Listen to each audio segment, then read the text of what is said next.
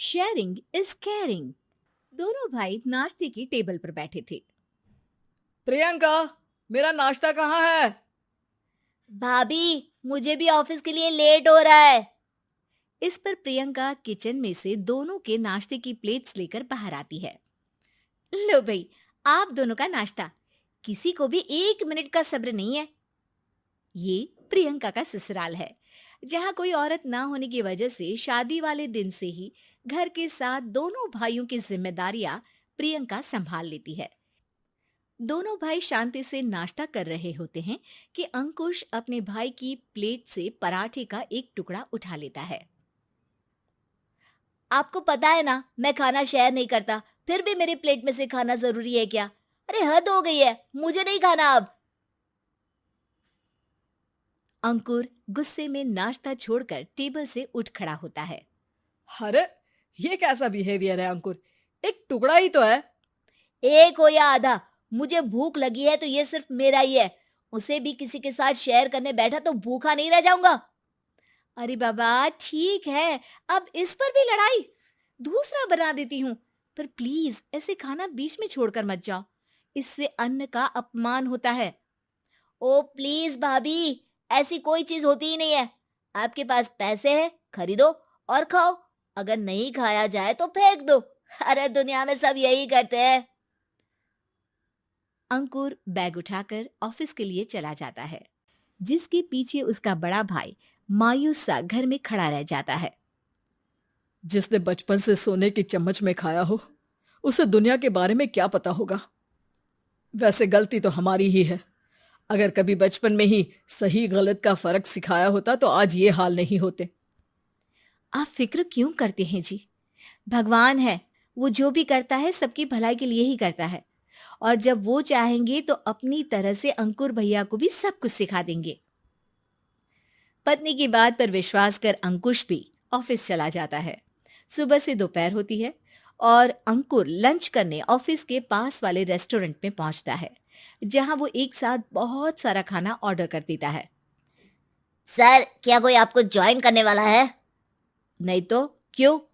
अब कुछ नहीं सर, ऐसे ही। वेटर चला जाता है और कुछ देर में अंकुर का ऑर्डर लेकर वापस आता है, जिस पर अंकुर सब डिशेस में से थोड़ा थोड़ा खाकर बाकी ऐसे ही छोड़कर बिल देकर चला जाता है। वाह भगवान, तेरी माया। कहीं कोई एक एक टुकड़े के लिए तरसता रहता है और ये 5 लोगों का खाना ऑर्डर करके एक का भी पूरा नहीं खाते। पैसे वालों की माया। वेटर टेबल साफ कर बचा हुआ सारा खाना लेकर रेस्टोरेंट के पीछे घूम रहे बच्चों के पास पहुंच जाता है, जिसे देख बच्चों के चेहरे खिल उठते हैं। वाह, आज इतना सारा खाना आया। थैंक यू भैया। भगवान आपको खाने की फैक्ट्री बना दे।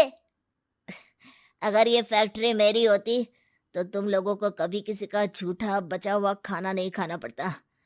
चलो तुम लोग खाओ, पर ध्यान रखो किसी को पता ना चले, नहीं तो मेरी नौकरी चली जाएगी। इसी के साथ दिन बीतता है और रात को दोनों भाई एक साथ घर पहुंचते हैं। कुछ देर में सब डिनर करने बैठते हैं, जहां अंकुश अंकुर को समझाने की कोशिश करता है।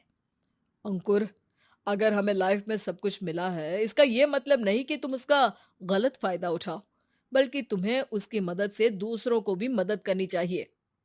भैया, जिनके पास नहीं है उनकी वजह मैं तो नहीं ना। और ऐसे बहुत लोग हैं जिनके पास सब कुछ है। इसलिए अगर मैं एक इंसान कुछ नहीं करूंगा तो कोई फर्क नहीं पड़ने वाला। तुम्हारे भैया बस एक चीज समझाना चाहते हैं कि जिस चीज की हमारे पास कमी नहीं है, उसे बर्बाद करने से अच्छा है कि लोगों के साथ शेयर करें। इससे हम सिर्फ सामान नहीं, खुशियां भी बांटते हैं, और इसमें तुम्हारा ज्यादा कुछ तो जाएगा नहीं। भैया भाभी की बात सुन अंकुर कुछ बोले बिना उठकर चला जाता है। इसी तरह दिन बीतते रहते हैं, जिसमें अंकुश और प्रियंका कोशिश तो बहुत करते हैं, पर अंकुर पर किसी भी चीज का कोई असर नहीं पड़ता। एक दोपहर अंकुर सैंडविच खाते हुए सड़क के किनारे चल रहा होता है। तभी उसकी नजर आइसक्रीम वाले पर पड़ती है और वो सैंडविच सड़क किनारे फेंक आइसक्रीम खरीदने पहुंच जाता है। अब इसे कहते हैं जिंदगी का सुख। जैसे ही अंकुर आइसक्रीम लेकर पीछे मुड़ता है, तो एक आदमी को सड़क से वही सैंडविच उठाते हुए देखता है। वो आदमी बहुत कमजोर, गरीब, जैसे बहुत दिनों से खाना ना खाया हो वैसा लग रहा था। अंकुर उसके पास जाकर खड़ा हो जाता है। उसे देखकर आदमी सैंडविच अंकुर की तरफ कर देता है। आपको भी खाना है क्या? क्या हम इसे आधा आधा कर ले? मुझे बहुत भूख लगी है। वो मेरा ही झूठा सैंडविच है। तुम दूसरा खरीद कर क्यों नहीं खा लेते? इसे क्यों खा रहे हो? अरे भैया, अगर खरीदने के पैसे होते तो 4 दिन से भूखा नहीं घूम रहा होता। हैं? क्या? तुमने 4 दिन से कुछ नहीं खाया, फिर भी इस आधे सैंडविच को मेरे साथ बांटने के लिए तैयार हो गए? क्यों? अरे भैया, पैसा नहीं है तो क्या हुआ, इंसानियत आज भी उतनी महंगी नहीं हुई, और ना ही उस पर अमीर गरीब का टैग लगा है जो हम उसे रख ना सके।